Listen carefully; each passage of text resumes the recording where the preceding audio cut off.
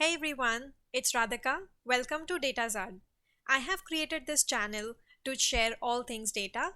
Get ready for a video every Monday. If you like the content, then please don't forget to like, share, and subscribe. Without further ado, let's get started. Hey everyone, today we are going to solve Power BI 2021 Week 1 Workout Wednesday challenge. This is about just creating a data model. It's a very beginner friendly challenge, so let's get started. As always, we will start by importing data. It's an Excel file, so I'm just choosing the file here. In this window, I'm going to choose all the three sheets which are in the Excel file and click on Transform Data. Power Query Editor will open up. And then let's go one by one and see what data cleaning steps are required. In this one, column headers are not correct. The first row can be chosen as the column header.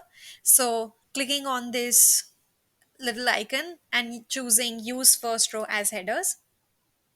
Rest of the table looks good. For finance fact, it's mentioned in the challenge that we need to remove null and FBS total from the FBS conference table. So I'm unticking these checkboxes. Similarly, for NCAA subdivision, we need to untick the conference median. Click on OK. And then I choose close and apply to apply these changes.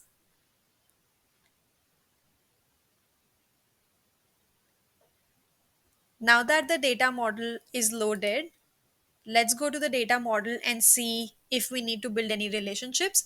Power BI has done this work for us. So let's just check if it's performed correctly or not. So the relationship between school dimension and finances fact table looks good. Similarly, let's check for conference dim and finances fact table. It's on FBS conference, which is correct. And we have come to the end of the challenge. Thank you for watching. I'll see you in my next one.